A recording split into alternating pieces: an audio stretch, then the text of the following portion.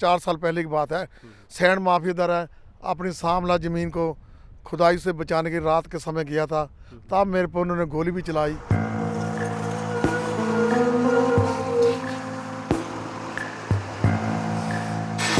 प्रशासन उल्टा ऐसा करता है, जो कोई कंप्लेंट करने जाता है उस पर कार्रवाई करने को तो तैयार हो जाता है। मतलब क्योंकि माफिया का इतना जोर है ना यहाँ, अगर माफिया ने कोई झूठी रिपोर्ट भी गांव वाले की तरफ दे दी, उसकी सुनवाई हो जाएगी, पर गांव वाले की सुनवाई नहीं होती। कईयों की जाने भी गई हैं गोली से यहाँ, जो तकरीबन कोई सुनवाई नहीं उनकी।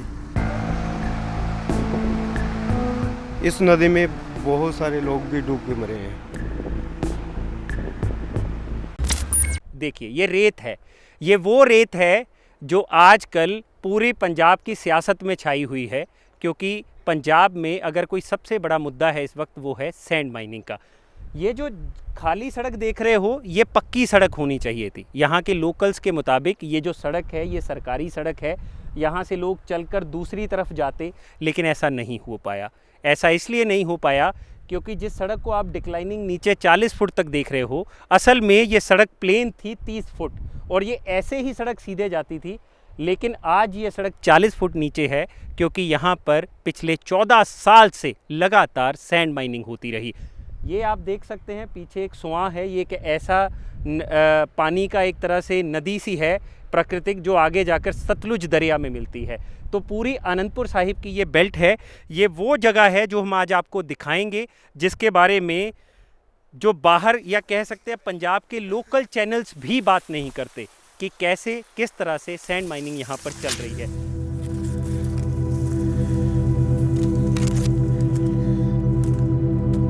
साथ में गांव पड़ता है भलान, उसके सरपंच हैं हमारे साथ, 2 बार सरपंच रह चुके हैं, संजू जी। आपका पूरा नाम क्या है? अमनदीप संजू जी। अमनदीप संजू। तो अमनदीप संजू जी आप बताएं कि यहाँ का क्या हालात है। यहाँ से आप इस वक्त उस जगह पर खड़े जो हमारी ग्राम पंचायत की सामला ज़मीन है, जो आप ये रास्ता दिखा रहे हैं, ये तकरीबन हमने गांव वालों को आने जाने का टेम्पररी रास्ता सामला ज़मीन से बनवाया है। जो ऑलरेडी रास्ता है गवर्नमेंट, वो तो उसकी खुदाई कर चुकी है, सैंड माफिया उसकी खुदाई कर चुकी है। मेरे पर पहले भी काफ़ी समय पहले 4 साल पहले की बात है, सैंड माफिया द्वारा अपनी सामला ज़मीन को खुदाई से बचाने की रात के समय गया था, तब मेरे पर उन्होंने गोली भी चलाई। मतलब यहाँ पे सैंड माफिया इतना बड़ा एक तरह से नेक्सस है कि वो लोगों पर गोली तक चला देते अगर उनके काम में कोई बाधा डालता है। बिल्कुल, कई तो गोली से कईयों की जाने भी गई हैं, जहाँ हम पर तो गोली चलाई गई, कईयों की जाने भी गई हैं गोली से, जहाँ जो तकरीबन कोई सुनवाई नहीं उनकी। तो अब यहाँ पे यही हालात हैं।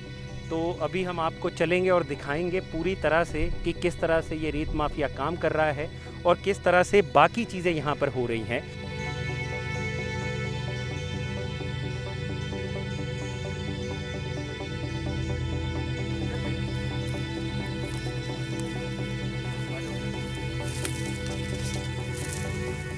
ये जो सारा जो एरिया है, ये तो पंचायत का रकबा पड़ता है ऊपर सारा सभी। ये नीचे वाला वैसे तो माल की ज़मीन है, पर जो इसकी देख रेख फॉरेस्ट विभाग के अंदर आती है।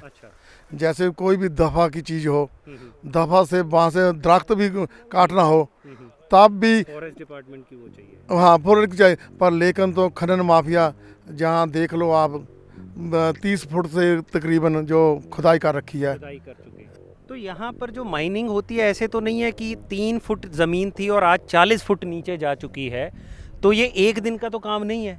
ये तो ऐसे लग रहा है ऑलमोस्ट ज़्यादा नहीं, पता नहीं कितने सालों से ये काम चल रहा है। तकरीबन 13-14 साल से मानकर चलो भाई चल रहा है काम। 13-14 साल से। मतलब इस दौरान अकाली दल की सरकार भी रही, इस दौरान कांग्रेस की सरकार भी रही, और ये 13-14 साल से ऐसे ही चलता रहा। प्रशासन ने कोई सुनवाई नहीं की। प्रशासन उल्टा ऐसा करता है, जो कोई कंप्लेंट करने जाता है उस पर कार्रवाई करने को तो तैयार हो जाता है। मतलब क्योंकि माफिया का इतना जोर है ना यहाँ, अगर माफिया ने कोई झूठी रिपोर्ट भी गांव वाले की तरफ दे दी, उसकी सुनवाई हो जाएगी, पर गांव वाले की सुनवाई नहीं होती। आनंदपुर साहिब हल्का जो आपकी कंस्टिट्यूएंसी है, जिसमें अभी चुनाव भी चल रहे हैं, यहाँ आनंदपुर साहिब की बेल्ट में लगभग कितने क्रैशर होंगे? जो तकरीबन क्रैशर जिनको 350 के आसपास 275 लगभग। उसमें से मेरे हिसाब से जिसके पास NOC होगी, ज़्यादातर तो ऐसे क्रैशर हैं जैसे हमारे गांव में है, दफा 4 में भी क्रैशर लगे हैं, अच्छा। जबकि दफा 4 में क्रैश नहीं लग सकता। ये दफा 4 क्या होती है? सेक्शन 4 जैसे फॉरेस्ट विभाग के अंडर अच्छा, आती है। फॉरेस्ट विभाग के अंदर जो जमीन आती है। हाँ, आप जे सामने देख लो वो हाँ, हाँ, जे वैसे सरकारी गौरी होती थी, हाँ, हाँ। जो माइनिंग माफिया ने मतलब ये एक तरह से सरकारी सड़क होती थी। सरकारी सड़क होती थी। आप देख लो सरकारी सड़क भी खुदाई कितनी कर दी है। अच्छा, क्या वो वाली जमीन दिखाएं जहाँ पे वो बिल्कुल नीचे की तरफ और सामने क्रैशर भी वो देख लो, वो रखी है। सामने क्रैशर भी दिखा दो वो सामने बिल्कुल। जो माइनिंग माफिया वो क्रैशर कर रहे हैं सामने। वो अगर सामने अगर आप देखेंगे तो अगर ये जो बता रहे हैं कैफ कि ये दूर जो आप देख रहे हैं मशीनें चल रही हैं, ये सब इलीगल क्रैशर्स हैं। इनको किसी तरह की कोई भी लीगल इनके पास कोई वो नहीं है, काम करने का कोई लाइसेंस नहीं है। आप ऐसे करो, देखो जैसे वो मशीन अभी चल रही है, लेकिन इस बार इलेक्शन कमीशन की सख्त हिदायतें हैं, माइनिंग बिल्कुल नहीं हो सकती, लेकिन तब भी वो देखो सामने क्रैशर मशीनें चल रही हैं। बिल्कुल। तो यहाँ के लोकल विधायक क्या सो रखे हैं क्या सारे? अब तो कोई विधायक ही है नहीं, अब तो सरकार ही है नहीं का, हाँ, क्योंकि इलेक्शन कमीशन का टाइम है, अब तो कोई सरकार है नहीं जहाँ। आप देख लो सरकारी विभाग का टेंट लगा हुआ है, ये देखिए। फॉरेस्ट विभाग का कोई ड्यूटी पर नहीं है, बस थोड़ा टाइम रखते हैं टेंट, साल 6 महीने बाद फिर टेंट उठा के ले जाते हैं। ये फॉरेस्ट डिपार्टमेंट का टेंट है। अगर आप देखें यहाँ पे एक तो सबसे बड़ी बात ये है कि जिसकी ड्यूटी लगाई जा रही है उसके रहने के लिए एक प्रॉपर कोई मैकेनिज़्म भी नहीं है कि वो यहाँ बैठ पाए या कुछ काम कर पाए, और यहाँ से वो नज़र रखता होगा दूसरी तरफ कि माइनिंग चल रही है या नहीं चल रही है। लेकिन ये अभी खाली है, यहाँ पे फॉरेस्ट डिपार्टमेंट का कोई शख्स मौजूद नहीं है, और इनका ये कहना है कि ये 5-6 महीने के लिए टेंट लगाए जाते हैं दुनिया को दिखाने के लिए प्रशासन की तरफ से, लेकिन थोड़ी देर बाद ये टेंट भी हट जाते हैं। यानी माइनिंग जो है वो पिछले 14-15 साल से लगातार चल रही है, लेकिन ना तो कोई यहाँ पे प्रशासन देखने वाला है, ना यहाँ के विधायक इनकी सुनते हैं, और अगर ये अपनी शिकायत यहाँ पर लेकर जाते भी हैं तो सबसे बड़ी प्रॉब्लम ये आ रही है कि इन्हीं को ही प्रशासन द्वारा जो है वो दबाने की कोशिश की जाती है। तो यहाँ का ये आप हाल देख ही पा रहे हैं, 40 फुट नीचे पानी है। यहाँ से 20 या 25 किलोमीटर की पूरी बेल्ट है, जिस पर ये कह रहे हैं कि 250 के आसपास क्रैशर लगे हुए हैं। ये जो आप काले रंग की पाइप देख रहे हैं, असल में ये पानी की पाइप है।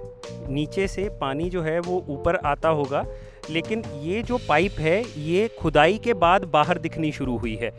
ये यहाँ जो ऊपर वाला सिरा देख रहे हैं, असल में ज़मीन यहाँ तक थी, लेकिन धीरे धीरे धीरे खुदाई करते करते 30-40 फुट नीचे तक अब पाइप दिखनी शुरू हो चुकी है।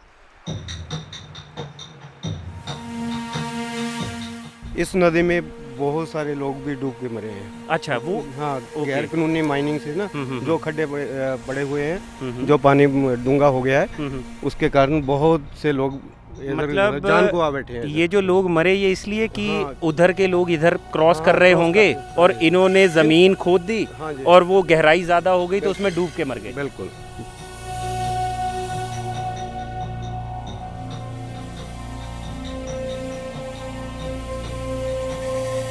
अब ये जो आपके पीछे ये खेत हैं, ये आप लोगों के होंगे, गांव वालों के। हाँ जी, हाँ जी, हाँ जी। तो यहाँ पे खेती पे भी असर हो रहा है इस चीज़ का? होता जी।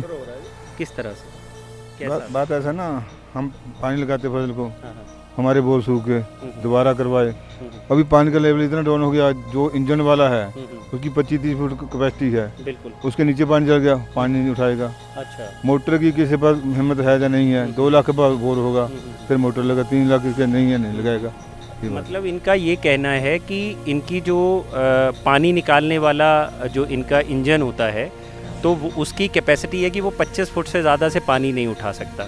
तो पानी अब 80 फुट पहुंच गया है, तो उसके लिए अलग से बोर करवाना पड़ेगा, जिसका खर्चा 2 लाख रुपए के आसपास है, और उसके ऊपर एक ऐसी मोटर लगानी पड़ेगी जो 80 फुट से पानी उठा सके, ताकि इनके खेतों को पानी मिल सके। कितने फुट पे पानी होगा आज के? इस टाइम तो 80 फुट से नीचे है। पहले 20 फुट में आता था। पहले 20 फुट में पानी आ जाता था। मतलब पंजाब का ये वो एरिया है जहाँ पर 20 या 25 फुट पर अमूमन पानी आ जाता है, बोर जो गहराई है, मतलब इतना पानी है इस एरिया में, अनंतपुर साइड में।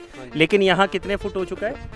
पहले 80 फुट से नीचे पानी आता है। मतलब 80 फुट से नीचे पानी जा चुका है। हाँ जी, नीचे। लोकल भी है, बाहर के ज़्यादा परसेंटेज तो बाहर के लोग हैं, जैसे उन्हों के जहाँ क्रैशर करने को नशा भी बढ़ोतरी मिली, जैसे चिट्टा बहुत बिकने लगा जबकि क्रैशर आए जहाँ, लेकिन पंजाब में इतना नशा नहीं था, जबकि जो क्रैशर आए इतना नशा तब से बढ़ा है जहाँ। आगे तो पानी भी नहीं मिलेगा यहाँ पे। बस फसल सभी खराब हो जाएगी, खेती के लिए पानी नहीं मिलेगा, किसान भूखा मरेगा और क्या करेगा। हमने प्रशासन को समय समय से जैसे डीसी रूपनगर, जो फॉरेस्ट विभाग के डीएफओ साहब, पुलिस विभाग को, सभी को लिखती गांव की तरफ से, जैसे पंचायत का हमारा मता पड़ता, मते की ओर से भी लिखती सबको दिया, पर लेकिन पता नहीं प्रशासन ने कोई भी किसी भी बात पर हमारे पंचायत की कहीं भी सुनवाई नहीं की प्रशासन ने। तो इसमें कहीं ना कहीं जो यहाँ के लोकल विधायक हैं या उनका भी पूरा सहयोग है इनको। अच्छा, लोकल विधायक का भी? बिल्कुल बिल्कुल, मतलब जो चाहे वो कांग्रेस हो, हाँ, चाहे कोई भी हो, उनका पूरा सहयोग है। अच्छा, पूरा सहयोग है। बिल्कुल। मतलब एक तरह से विधायकों का इन पे पूरा हाथ रहता है।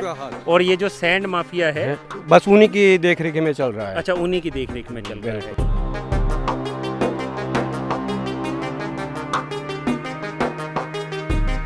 यहाँ से कांग्रेस के अभी विधायक हैं राणा केपी, जो इस वक्त पंजाब विधानसभा के स्पीकर भी हैं। तो फिलहाल वो यहाँ के विधायक हैं, लेकिन इनका ये कहना है कि प्रशासन पूरी तरह से उदासीन है चीज़ों को लेकर। सबसे बड़ी बात जो आपको समझने की ज़रूरत है कि कोई भी ऐसा बड़ा काम सरकारों की देखरेख के बिना कभी होता नहीं है, ये एक फैक्ट है। और यहाँ पर सरकार जो है वो अकाली दल की भी रही, कांग्रेस की भी रही, और आज कांग्रेस द्वारा या बाकी दलों द्वारा बड़े बड़े वादे किए जा रहे हैं कि हम इल्लीगल माइनिंग हटाएंगे, लेकिन फ़िलहाल की जो सच्चाई है वो यही है। चुनाव चल रहे हैं और उधर क्रैशर चल रहे हैं, इल्लीगल माइनिंग हो रही है, लोग मर रहे हैं, पानी का जो स्तर है वो नीचे जा चुका है, खेती मर रही है, लोगों की आजीविका खराब हो रही है, लेकिन प्रशासन और सरकार सब चुप है।